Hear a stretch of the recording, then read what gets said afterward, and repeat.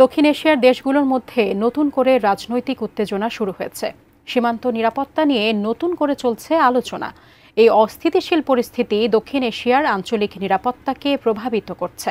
ফলে বিভিন্ন দেশ তাদের নাগরিকদের জন্য ভ্রমণ সতর্কতা জারি করেছে। বিস্তারিত জানাচ্ছেন লিমা সায়ন্তী। দক্ষিণ এশিয়ার বিভিন্ন দেশ বিশেষ করে ভারত ও পাকিস্তানে সাম্প্রতিক সময়ে একাধিক বিস্ফোরণ ও সন্ত্রাসী হামলার ঘটনা ঘটেছে, যার ফলে প্রাণহানি ও আতঙ্ক সৃষ্টি হয়েছে, যে কারণে এই অঞ্চলে নিরাপত্তা পরিস্থিতি নিয়ে তৈরি হয়েছে উদ্বেগ। বাংলাদেশের রাজধানী ঢাকায় 10 নভেম্বর অন্তত 11টি স্থানে ককটেল বিস্ফোরণের ঘটনা ঘটেছে। পাশাপাশি 3টি যাত্রীবাহী বাসে আগুন দেওয়া হয়। এসব ঘটনায় হতাহতের খবর না পাওয়া গেলেও নগর জুড়ে আতঙ্ক ছড়িয়ে পড়ে। ঘটনার পর রাজধানী জুড়ে নিরাপত্তা জোরদার করে আইন শৃঙ্খলা রক্ষাকারী বাহিনী। RICL TMX, যুগের পর যুগ স্থাপনা থাকে মজবুত। বিভিন্ন সংবাদ মাধ্যমের প্রতিবেদন বলছে, আন্তর্জাতিক অপরাধ ট্রাইব্যুনালে ক্ষমতাচ্যুত প্রধানমন্ত্রী শেখ হাসিনার বিরুদ্ধে দায়ের করা এক মামলার রায় ঘোষণার তারিখ নির্ধারণকে সামনে রেখেই এমন উত্তেজনা।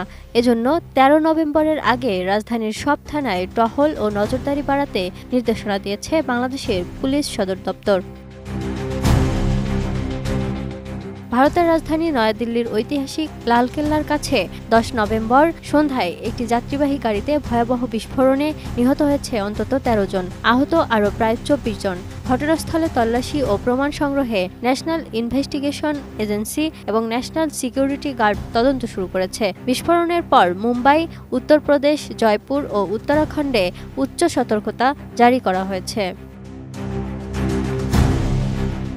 11 নভেম্বর স্থানীয় সময় দুপুর 1:15টার দিকে পাকিস্তানের রাজধানী ইসলামাবাদে আদালতের বাইরে পার্ক করা গাড়িতে বিস্ফোরণ ঘটে। এতে 12 জন নিহত এবং অন্তত 20 জন আহতের খবর পাওয়া যায়।